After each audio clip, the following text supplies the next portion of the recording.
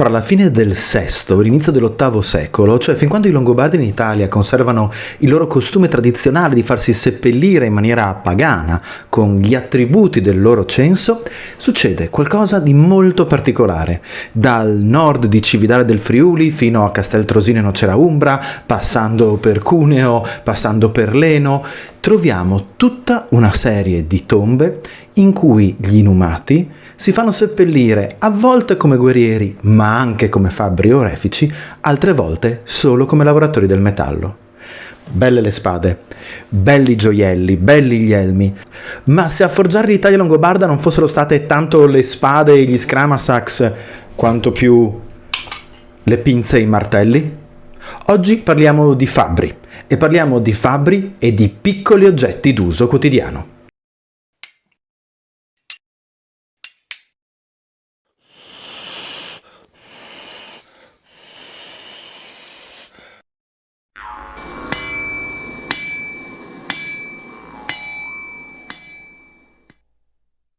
Come sempre, bentornati sul canale, se non l'avete ancora fatto iscrivetevi, campanellina, rimanete aggiornati, in descrizione Patreon e abbonati, tutte le cose che sapete per aiutare il canale ad andare avanti e la Fara ad andare avanti, perché questo canale è solo il modo in cui la nostra associazione si esprime con voi qui su YouTube. Parliamo di un argomento, quello fabbrile, che prende spunto da una realizzazione recentissima di questa settimana per il Museo Archeologico Nazionale di Cividale del Friuli. Infatti, vi avevo anticipato che quest'estate noi saremo occupati con tantissimi lavori ricostruttivi, non in archeologia sperimentale, ricostruttivi, cioè utilizzeremo tecniche anche moderne, contemporanee, ma artigianali, per andare a riprodurre oggetti propri delle tombe longobarde, cividalesi e non solo, per scopo didattico. Se l'avessimo fatto utilizzando anche gli strumenti dell'epoca, come facciamo in accampamento, durante gli eventi, allora avremmo potuto parlare di archeologia sperimentale, soprattutto se avessimo anche registrato i dati di questa produzione e poi li avessimo pubblicati per rendere il confronto aperto. Il fatto che noi puntiamo solo alla resa meccanica di questi attrezzi e visiva del loro aspetto da nuovi ci colloca, almeno per questa operazione, all'interno del contesto ricostruttivo. Da un lato infatti abbiamo una piccola mostra che si svolgerà in uno dei castra citati da Paolo Diacono, Artegna, e che riguarda una interessantissima necropoli, San Salvatore di Maiano, di Guardia, all'incrocio di assi viarie fondamentali per il Ducato del Friuli, e dall'altra abbiamo invece la nuova aula didattica del Museo Archeologico Nazionale di Cividale del Friuli, a cui noi della Fara collaboriamo proprio per la parte longobarda.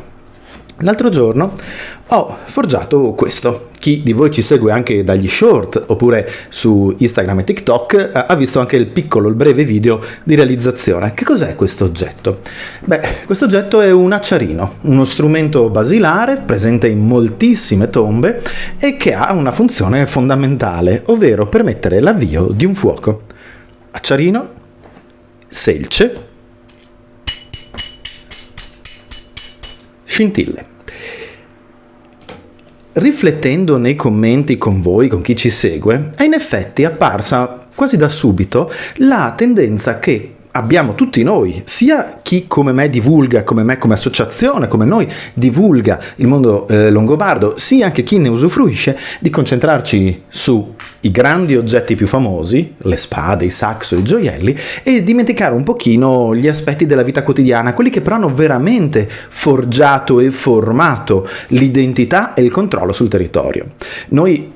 per anni, e continuiamo ancora adesso, cerchiamo di non dimenticare troppo questi aspetti, anzi facciamo del nostro motto ricostruire per capire, capire per narrare, proprio un punto di focus sull'attività artigianale. Ma poi quando siamo qui a parlarne con voi spesso resta indietro. Allora partiamo da questo piccolo acciarino. Questo oggetto così semplice, così funzionale, era alla base di tutta una serie di attività e alla base della sua produzione c'era sempre il fabbro, che fosse l'acciarino, che fossero le zappe, che fossero i vomeri per gli aratri, che fossero le asce per disboscare. Tutti questi attrezzi venivano realizzati da dei fabbri che, non meno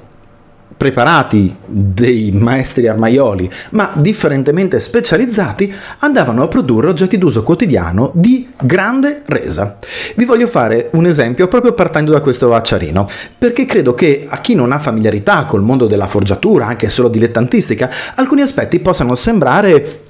difficili da cogliere. Noi diamo per scontato l'abbondanza del ferro, ad esempio, noi diamo per scontata la funzionalità di quello che andiamo a comprare al brico, ma tutto questo invece era fondamentale per delineare il controllo su un territorio e per la gestione del territorio e non essere gestiti dallo stesso. Quando ho forgiato questo acciarino, partendo da una vecchia lima, perché una cosa fondamentale per un acciarino è il metallo sia ricco di carbonio per produrre le scintille vengono proprio dallo scontro fra un metallo molto duro e una pietra molto dura, a cui poi dobbiamo aggiungere, ma questo magari ne parleremo dopo, l'esca con il fungo, cioè il Fomes fomentarius o altre varianti.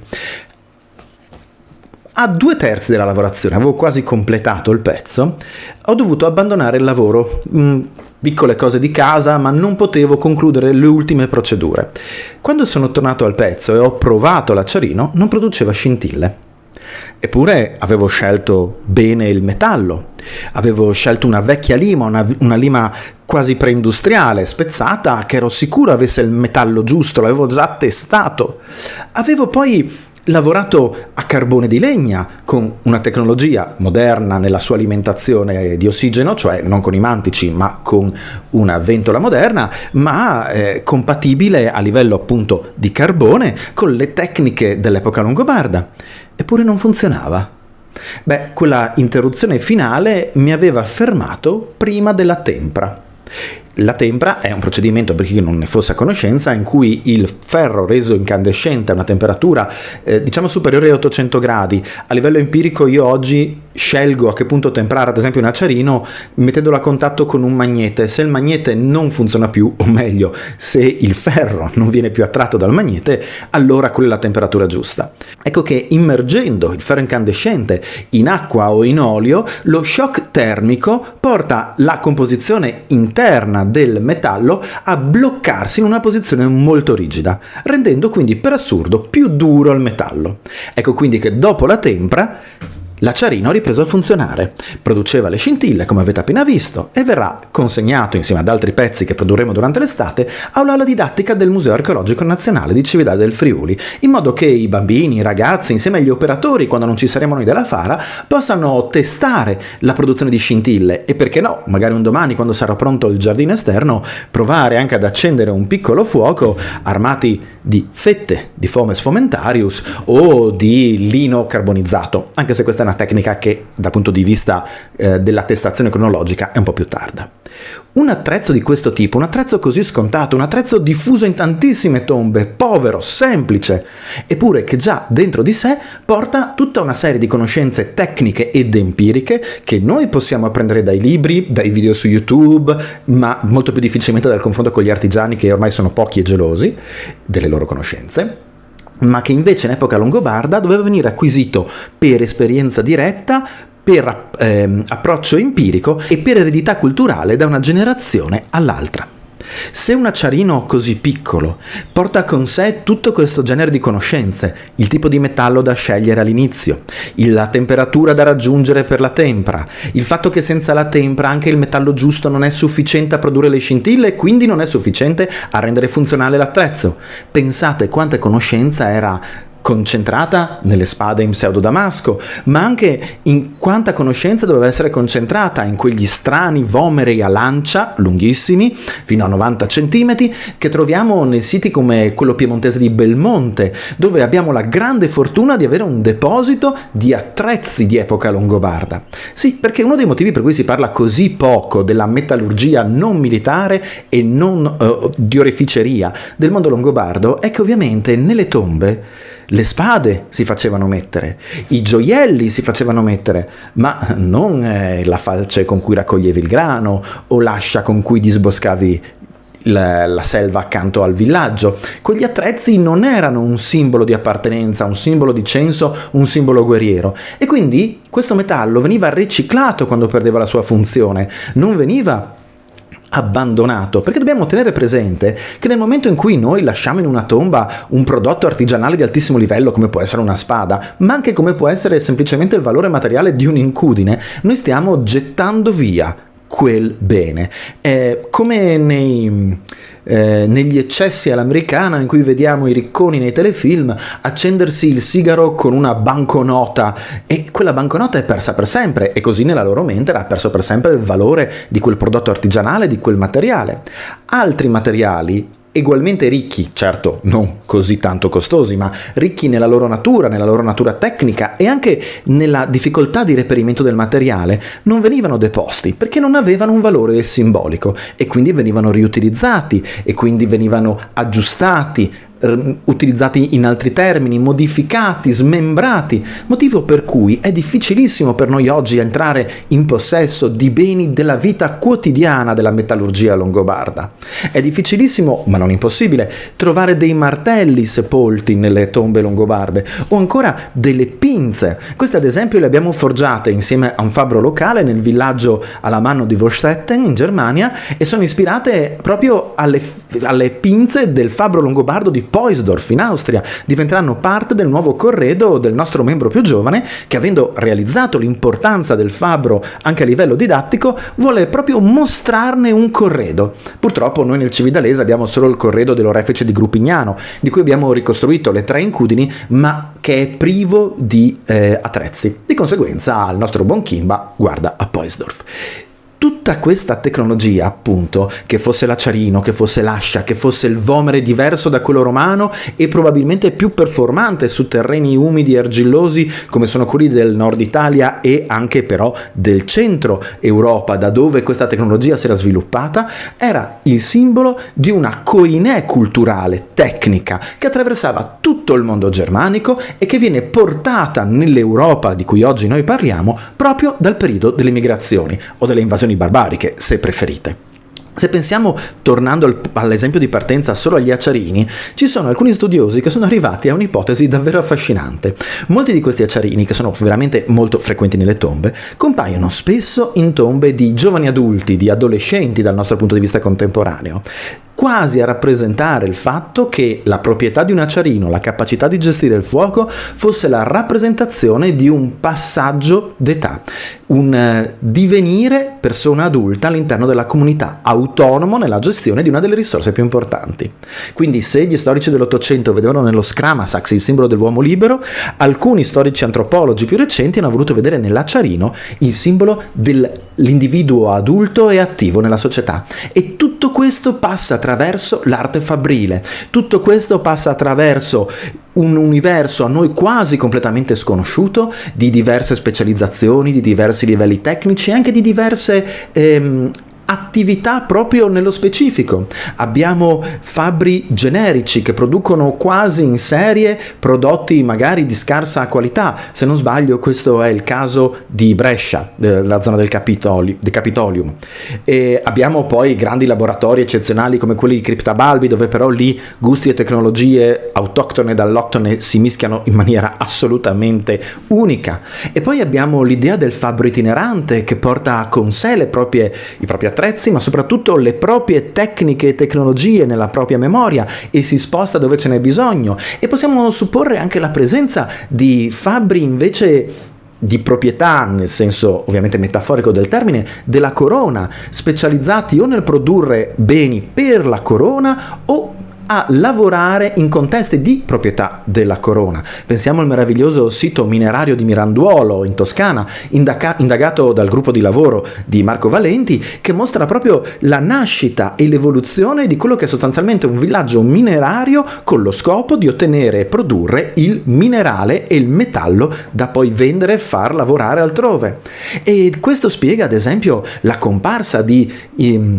residui di lavorazione del ferro in contesti completamente diversi, che siano appunto le zone di produzione semiseriale in città, che siano spot sparsi in giro per i regni e per i ducati, che siano vicini ad esempio per tipologia a quelli che troviamo nel periodo boemo dei Longobardi in centro Europa, con questi bassi fuochi, questi forni a camino con uno scavo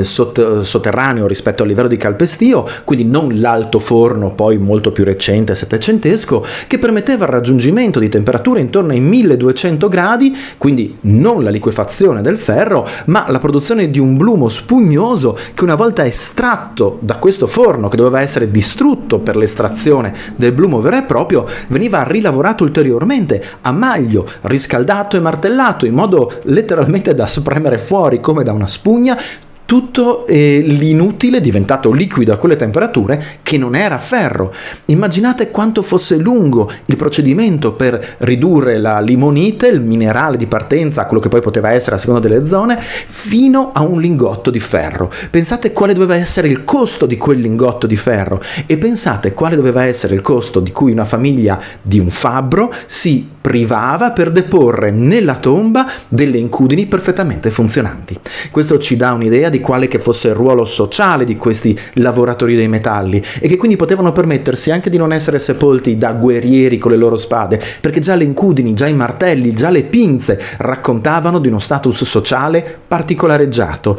di uno status sociale particolare, particolarmente elevato e unico nel suo genere. Non ci sono altri artigiani che lavorano in questo modo, cioè che vengono